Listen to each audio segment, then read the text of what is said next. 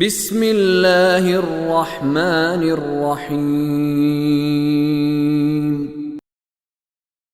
وَاقْتُلُوهُمْ حَيْثُ ثَقِفْتُمُوهُمْ وَأَخْرِجُوهُمْ مِنْ حَيْثُ أَخْرَجُوكُمْ وَالْفِتْنَةُ أَشَدُّ مِنَ الْقَتْلِ وَلَا تُقَاتِلُوهُمْ عِنْدَ الْمَسْجِدِ الْحَرَامِ حَتَّى يُقَاتِلُوكُمْ فِيهِ فَإِنْ قَاتَلُوكُمْ فَاقْتُلُوهُمْ كَذَلِكَ جَزَاءُ الْكَافِرِينَ فَإِنِ انْتَهُوا فَإِنَّ اللَّهَ غَفُورٌ رَحِيمٌ وَقَاتِلُوهُمْ حَتَّى لَا تَكُونَ فِتْنَةٌ وَيَكُونَ الدِّينُ لِلَّهِ فَإِنِ انْتَهَوْا فَلَا عُدْوَانَ إِلَّا عَلَى الظَّالِمِينَ۔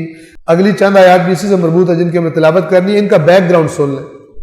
بیک گراؤنڈ یہ تھا کہ کفار نے پہلی دفعہ رسول اللہ اور ان کے ساتھیوں کو نہیں جانے دیا، صلح حدیبیہ ہوئی، اگلے سال انہوں نے کہا کہ آپ آ جائیں اور عمرہ کر لیں۔ اب جب اگلے سال آ رہے تھے، ماہ رجب کا مہینہ تھا اور رجب حرام مہینوں میں سے جس میں جنگ جائز نہیں ہے، تو لوگوں کے ذہنوں میں یہ سوال تھا کہ وہ تو اپنے عہد کے پکے نہیں ہیں، کچھ بھی کر سکتے ہیں، اگر وہ ہم پہ حملہ کر دے تو ہم کیا کریں گے، ہمیں کیا کرنا چاہیے، مہینہ حرام مہینہ، جنگ نہیں ہو سکتی۔ تو اللہ نے کیا فرمایا، اگر وہ لڑیں تو تم بھی پھر ان کے ساتھ لڑو گے، لیکن وہ رک جائیں گے، تم بھی رک جاؤ گے، تم تجاوز نہیں کرو گے، جتنا کوئی زیادتی کرے تم اس کا جواب دو گے، لیکن تمہاری طرف سے زیادتی نہیں ہو۔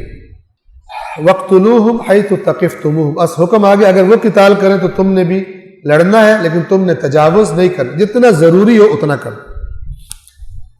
وَاقْتُلُوهُمْ حَيْثُ ثَقِفْتُمُوهُمْ وَأَخْرِجُوهُمْ مِنْ حَيْثُ أَخْرَجُوكُمْ، انہوں نے تم سے معاہدہ کیا تھا، اگر وہ اس معاہدہ توڑ کر تم سے لڑنا شروع ہو جائیں تو اب پھر تم نے بھی لحاظ نہیں کرنا، پھر جہاں ملے تم نے بھی پکڑ کے ان کو قتل کرنا ہے، اور جس مسجد سے وہ تمہیں نکال رہے ہیں، جس جگہ سے وہ تمہیں نکال رہے ہیں، تم بھی ان کو وہاں سے نکال دو۔ یعنی اب اگر وہ معاہدے کے باوجود ہٹ دھرمی سے باز نہیں آ رہے تو اب تم بھی ڈٹ جاؤ، اور تم ہمیں نہیں گھسنے دیتے، ہم اب تمہیں یہاں پر نہیں گھسنے دیں۔ زیادتی کرنے والے کو اسی کی زبان سمجھ میں آتی ہے، تب وہ کنٹرول میں آتا ہے۔ ظالم کے آگے آپ جتنا اس کو کنسیشنز دیتے جائیں گے اتنا وہ ہمارے پنجابی میں کہتے ہیں سن لتر کی طرح بڑھتا جا رہا ہے، گیلی جوتی کی طرح پھیلتا جاتا ہے۔ یعنی جو زیادتی کرنے والا ہے اگر اس کو نہ روکو، اور انہیں جہاں کہیں پاؤ قتل کر دو، اور انہیں نکالو جہاں سے انہوں نے تمہیں نکالا ہے۔ وَالْفِتْنَةُ أَشَدُّ مِنَ الْقَتْلِ، فتنہ قتل سے بدتر ہے، کیونکہ فتنہ جب ہوتا ہے تو کئی قتل ہو سکتے ہیں، تو جو فتنہ کر رہے اس کو مارو تاکہ پھر زیادہ لوگ بچ جائیں، زیادہ لوگ خرابیاں پھر نہ کریں۔ فتنہ ہو جائے گا، دنگا فساد ہو جائے گا تو پھر بہت سارے لوگ اس میں مارے جائیں گے، بے گناہ مارے جائیں گے، لہذا جو فتنے کی جڑ ہے وہاں پر تمہیں کسی کو مارنا پڑے تم ان کو پھر مارو۔ وَالْفِتْنَةُ أَشَدُّ مِنَ الْقَتْلِ، فتنہ قتل سے بھی زیادہ شدید ہے، برا ہے۔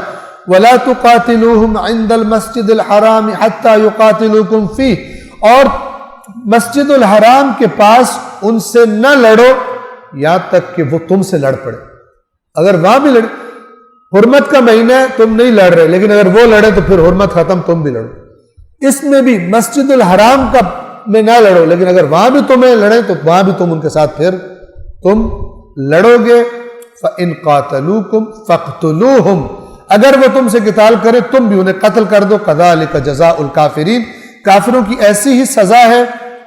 عربی میں جزا دونوں میننگ میں، اچھے اور برے میں یوز ہوتا ہے۔ ہم اردو میں کہتے ہیں جزا اور سزا، لیکن عربی میں جزا کام کی مناسبت سے ہوتی ہے، برا کام ہے تو جزا سزا ہوتی ہے، اچھا کام ہے تو جزا انعام ہوتا ہے۔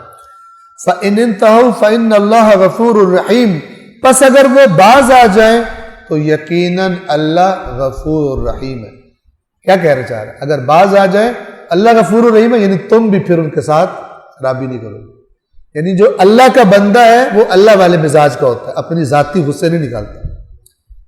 وہ لڑ رہے ہیں، ظاہر تمہیں غصہ آئے گا، لیکن اگر وہ رک جائیں تو پھر تم اس اللہ کے بندے ہو جو بڑا غفور، معاف کر دینے والا اور رحیم۔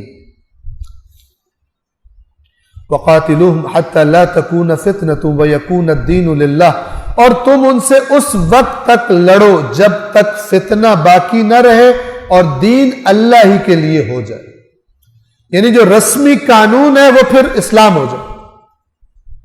کیونکہ تم نے سلو کی ان کے ساتھ، تم نے کہا تم اپنے یہ شرائط سلو، یہ پھر تجاوز کرتے ہیں. لہذا اب اس کا مطلب یہ ہے کہ جب تک ان کی طاقت کو دبا نہ دیا جائے یہ پھر فتنے کرتے رہیں. لہذا کیا کرو، اس وقت تک لڑو جب تک فتنہ ختم نہ ہو جائے، اور اس کا نتیجہ کیا ہو، کنٹرول اللہ کے دین کو، اللہ کا دین حاوی ہو. اور جو نہیں ہے ان کو مجبوری نہیں ہے اسلام ہونے کی، اسلام میں داخل ہونے کی، لیکن وہ خرابیوں اور فتنے نہ کر سکتے، ان کی طاقت کو ویک کرو. باقی وہ آزاد ہے، جیسے اپنے انہوں نے کام کرنا مثلا وہ کرتے رہے، لیکن فتنے کو خاموش کرو. فَإِنِ انْتَهَوْا، اور اگر وہ رک جائیں، باز آ جائیں، فَلَا عُدْوَانَ إِلَّا عَلَى الظَّالِمِينَ، تو ظالموں کے سوا کسی پر چڑھائی نہیں کی جائے گی. اسلام کو دیکھیے آپ، یعنی سخت جنگ کے موقع پر بھی عام طور پہ جو کمانڈر ہوتے ہیں وہ فوجیوں کو انعام دیتے ہیں، کہتے ہیں جو ہاتھ آئے تمہارا ہے، جو جی میں آئے کے ساتھ سلوک کرو. ان کے دلوں میں ایسی داغ بٹھا ظلم سے. لیکن اللہ کا کہتا ہے کہ اگر رک جائیں تو پھر کوئی چڑھائی تم نہیں کرو گے، کیونکہ تم اللہ کے لیے کرو، تم دنیا کے لیے نہیں کر رہے. صدق اللہ العلی العظیم.